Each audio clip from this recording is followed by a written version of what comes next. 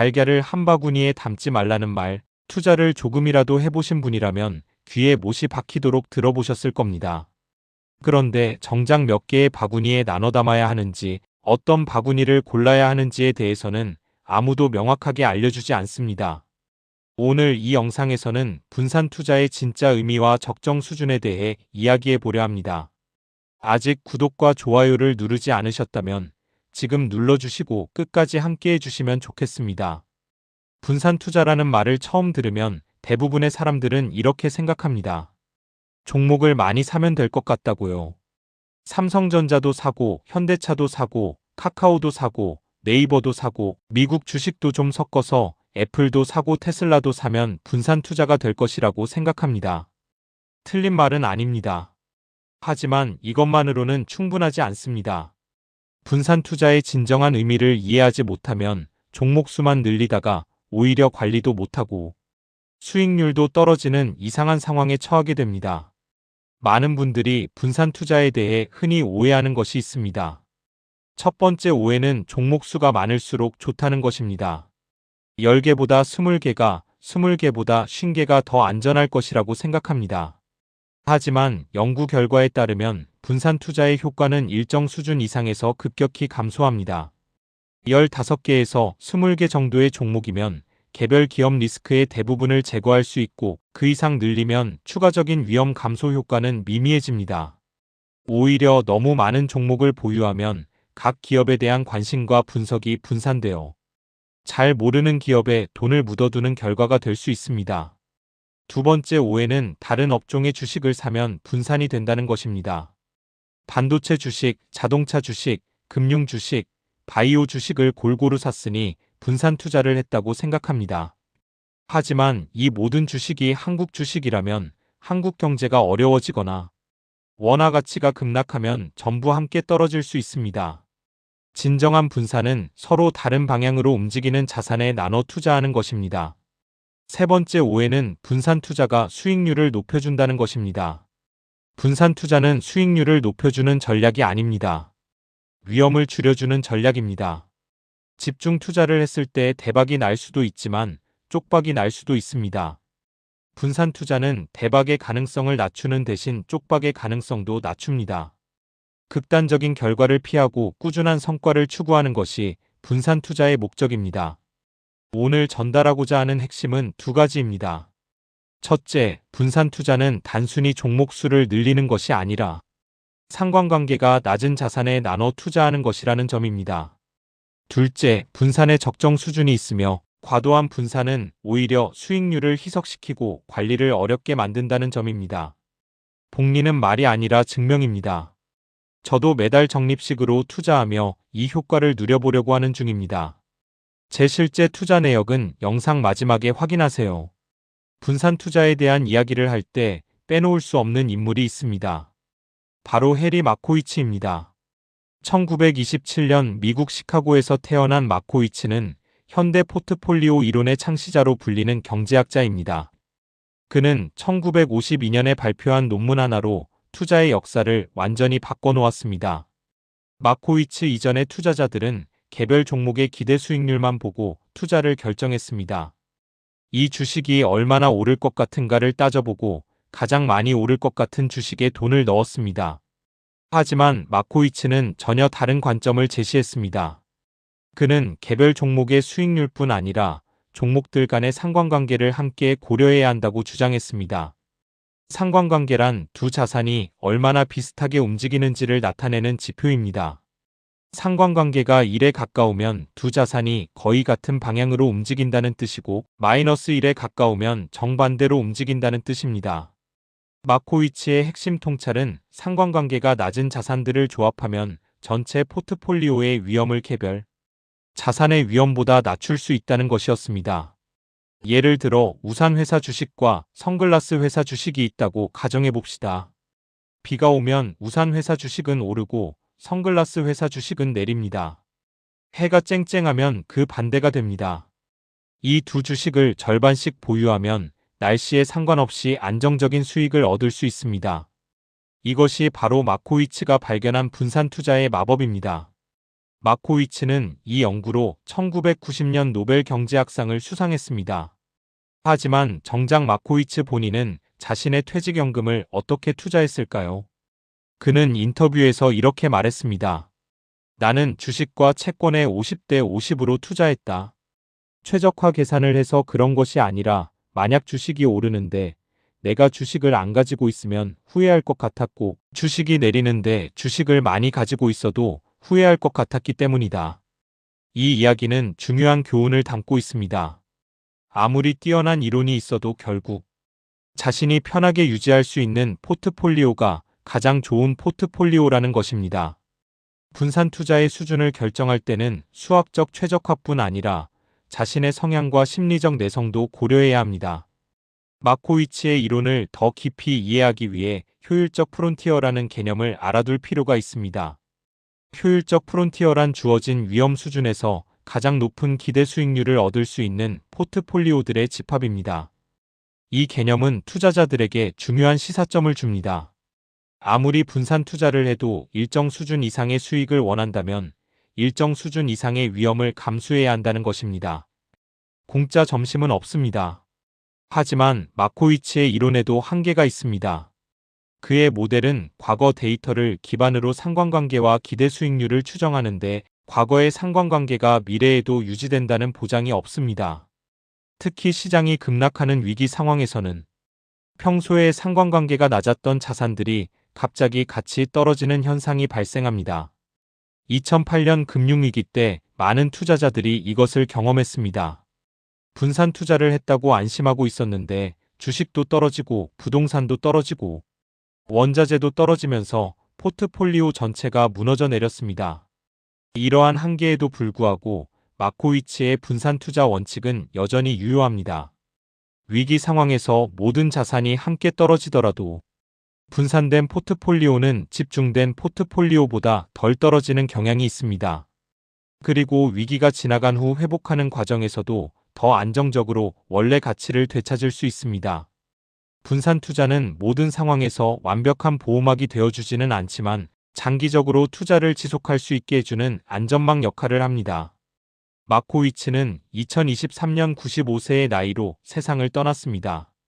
그가 남긴 유산은 단순한 학술 이론을 넘어서 전 세계 수억 명의 투자자들에게 영향을 미쳤습니다.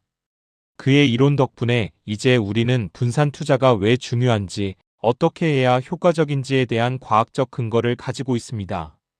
분산 투자의 또 다른 거장으로 로버트 아놳을 빼놓을 수 없습니다.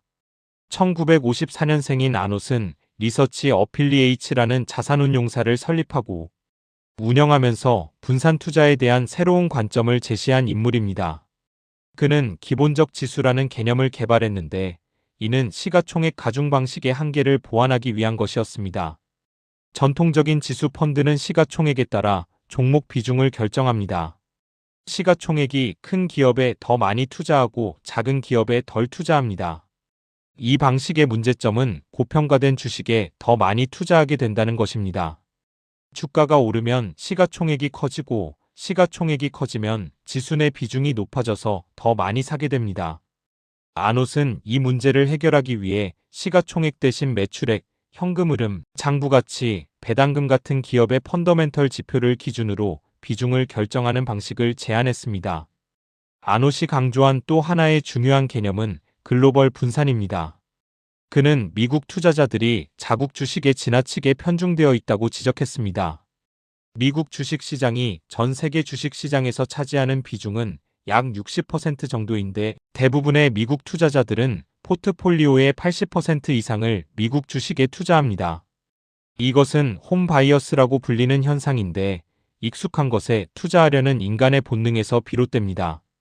아놉은 이 홈바이어스가 장기적으로 수익률을 갉아먹을 수 있다고 경고했습니다. 어느 나라의 주식시장이 앞으로 가장 좋은 성과를 낼지는 아무도 모릅니다. 실제로 1990년대 말에는 일본이 세계 최대의 주식시장이었고 많은 전문가들이 일본의 시대가 계속될 것이라고 예측했습니다. 하지만 그 후 일본 주식시장은 30년 가까이 정체되었습니다. 아놉은 신흥국 시장에 대한 분산 투자의 중요성도 강조했습니다. 선진국 시장은 안정적이지만 성장 가능성이 제한적인 반면 신흥국 시장은 변동성이 크지만 높은 성장 잠재력을 가지고 있습니다. 포트폴리오의 일부를 신흥국에 배분함으로써 전체 수익률을 높이면서도 선진국과 신흥국 간의 낮은 상관관계를 활용해 위험을 분산할 수 있습니다. 아노스는 이런 말을 했습니다. 분산 투자란 항상 무언가에 대해 후회하는 것이다. 주식이 크게 오를 때는 왜 주식에 더 많이 투자하지 않았을까? 후회하고 주식이 폭락할 때는 왜 채권을 더 많이 가지지 않았을까 후회합니다. 하지만 이 후회가 바로 분산 투자가 제대로 작동하고 있다는 증거입니다. 이 관점은 매우 중요합니다. 많은 투자자들이 뒤늦게 후회하면서 포트폴리오를 이리저리 바꾸는데 이것이야말로 분산 투자의 효과를 스스로 망치는 행동입니다. 분산 투자의 핵심은 어떤 상황에서도 극단적인 결과를 피하는 것입니다. 최고의 수익을 추구하는 전략이 아니라 최악의 상황을 피하는 전략입니다. 워런 버핏은 이런 습관을 버렸습니다. 젊은 시절의 버핏은 스승인 벤저민 그레이엄의 가르침에 따라 광범위한 분산 투자를 실천했습니다. 그레이엄은 개별 종목 분석의 한계를 인정하고 많은 종목에 나눠 투자해서 실수의 영향을 줄이라고 가르쳤습니다. 버핏도 초기에는 이 방식을 따랐습니다. 하지만 시간이 지나면서 버핏은 이 습관을 버리고 집중 투자로 전환했습니다. 그는 분산 투자는 무지에 대한 보호라고 말했습니다. 자신이 무엇을 하는지 아는 사람에게는 분산 투자가 별 의미가 없다고요. 하지만 여기서 중요한 점이 있습니다. 버핏은 보통 사람이 아닙니다. 그는 10살 때부터 기업 분석을 시작했고 60년 이상 매일 수백 페이지의 재무제표와 보고서를 읽어왔습니다. 그의 분석 능력과 경험은 일반 투자자와 비교할 수 없는 수준입니다. 버핏 본인도 일반 투자자들에게는 저비용 인덱스 펀드에 투자하라고 조언합니다. 인덱스 펀드는 가장 단순하면서도 효과적인 분산 투자 방법입니다. 이제 실제로 분산 투자를 어떻게 실행할 수 있는지 구체적인 방법들을 살펴보겠습니다. 학술 연구에 따르면 개별 기업 고유의 위험은 15개에서 20개의 종목으로 대부분 제거할 수 있습니다. 그 이상 종목을 늘려도 추가적인 위험 감소 효과는 미미합니다. 일반적으로 개인 투자자가 직접 종목을 선택해서 투자한다면 10개에서 15개 정도가 적당하다고 할 수 있습니다.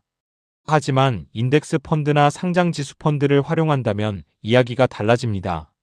하나의 인덱스 펀드가 수백 개, 수천 개의 종목을 담고 있기 때문입니다. 예를 들어 전 세계 주식시장에 투자하는 펀드 하나만 있으면 수천 개 기업에 분산 투자하는 효과를 얻을 수 있습니다.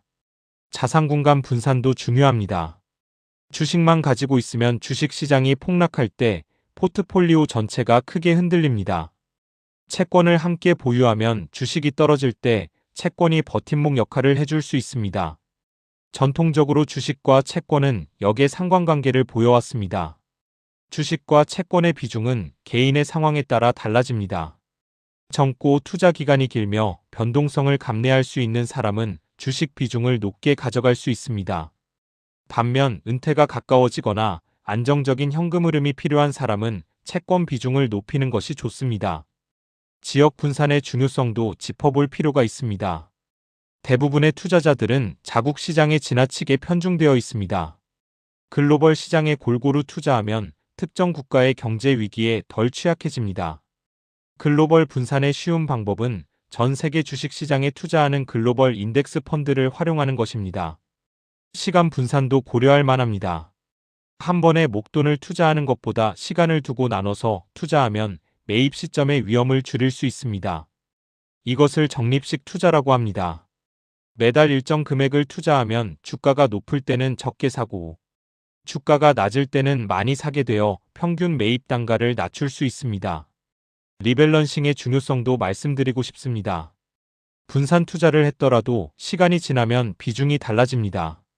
처음에 주식 60%, 채권 40%로 시작했는데 주식이 크게 올라서 비중이 80대 20이 되었다면 이제 포트폴리오의 위험 수준이 처음보다 훨씬 높아진 것입니다. 리밸런싱이란 이렇게 달라진 비중을 원래대로 되돌리는 것입니다. 오른 자산을 팔고 내린 자산을 산다는 것은 결국 비싸게 팔고 싸게 사는 것입니다. 리밸런싱 주기는 1년에 한 번 정도가 적당합니다. 너무 자주 하면 거래 비용이 발생하고 너무 드물면 비중이 크게 벗어날 수 있습니다. 분산 투자의 또 다른 실천 방법으로 코어 위성 전략이 있습니다. 포트폴리오의 핵심 부분은 저비용 인덱스 펀드로 구성하고 나머지 일부분만 개별 종목이나 특정 섹터에 투자하는 방식입니다. 예를 들어 포트폴리오의 80%는 전 세계 주식시장을 추종하는 인덱스 펀드에 넣고 20%만 자신이 관심 있는 개별 종목에 투자하는 것입니다. 이렇게 하면 시장 평균 수익을 안정적으로 확보하면서도 개별 종목 투자의 재미를 느낄 수 있습니다. 분산 투자를 실천할 때 몇 가지 주의할 점도 있습니다. 분산 투자는 손실을 완전히 막아주지 않습니다. 2008년 금융위기나 2020년 코로나 폭락 때처럼 모든 자산이 동시에 하락하는 상황이 있습니다. 분산 투자는 이런 상황에서도 덜 떨어지게 해주고 더 빨리 회복하게 해주지만 손실 자체를 피하게 해주지는 않습니다. 분산 투자에는 비용이 따릅니다. 여러 자산에 투자하면 그만큼 관리해야 할 것이 많아지고 펀드를 여러 개 보유하면 그만큼 수수료도 늘어납니다. 저비용 인덱스 펀드를 활용하면 비용을 최소화하면서 분산 효과를 누릴 수 있습니다. 분산 투자는 결국 겸손의 표현입니다. 내가 모든 것을 알지 못한다는 것, 미래를 예측할 수 없다는 것, 어떤 자산이 가장 좋은 성과를 낼지 알 수 없다는 것을 인정하는 것입니다. 이 겸손함이 장기적으로 투자를 지속할 수 있게 해주고 극단적인 실패를 피하게 해줍니다. 오늘 내용을 정리해 보겠습니다. 분산 투자는 단순히 종목 수를 늘리는 것이 아니라 상관관계가 낮은 자산에 나눠 투자하는 것입니다. 분산의 효과는 일정 수준 이상에서 급격히 감소하므로 적정 수준을 유지하는 것이 중요합니다. 그리고 분산 투자는 수익을 극대화하는 전략이 아니라 위험을 관리하는 전략입니다. 이 영상이 도움이 되셨다면 구독과 좋아요 부탁드립니다. 궁금한 점이 있으시면 댓글로 남겨주시면 답변드리겠습니다. 영상 내용과 별개로 저는 개인적으로 적립식 투자를 이렇게 이어가고 있습니다. 수익을 보여드리기보다는 그냥 과정을 기록해두는 정도로만 봐주시면 좋겠습니다. 이 내용은 개인적인 투자 기록이며 투자 권유가 아닙니다. 이번 달에는 해외 주식 비중을 조금 늘려보았습니다. 원화만으로 자산을 보유하는 것이 환율 위험에 노출되어 있다고 생각했기 때문입니다. 달러 자산을 일부 보유하면 원화 가치가 하락할 때 자산 가치가 방어됩니다. 미국 주식 시장에 투자하는 상장 지수 펀드를 정기적으로 매수하고 있고 한국 주식과 해외 주식의 비중을 대략 절반씩 맞춰가는 중입니다. 채권 투자도 조금씩 늘려가고 있습니다. 아직 젊고 투자 기간이 길어서 주식 비중이 높지만 완전히 주식에만 투자하면 폭락장에서 심리적으로 버티기 어렵다는 것을 경험으로 알고 있습니다. 지금은 채권 비중이 전체의 20% 정도인데 나이가 들면서 조금씩 늘려갈 계획입니다. 매달 정해진 날짜에 자동으로 투자되도록 설정해 두었습니다. 시장이 오르든 내리든 상관없이 같은 금액을 투자합니다. 처음에는 시장이 떨어질 때 불안했지만 지금은 오히려 싸게 살 수 있는 기회라고 생각하게 되었습니다. 이런 마음가짐의 변화가 적립식 투자의 가장 큰 선물 중 하나라고 생각합니다. 이 영상을 끝까지 보셨다는 것은 여러분이 이미 부자가 될 준비가 되어 있다는 뜻입니다. 올바른 방향으로 한 걸음씩 나아가다 보면 분명 원하는 곳에 도달할 수 있습니다. 오늘도 시청해주셔서 감사합니다. 구독과 좋아요 한 번씩 부탁드리고 다음 영상에서 또 뵙겠습니다. 분산 투자란 세상 모든 것을 알 수 없다는 인정이자 그럼에도 불구하고 앞으로 나아가겠다는 용기입니다.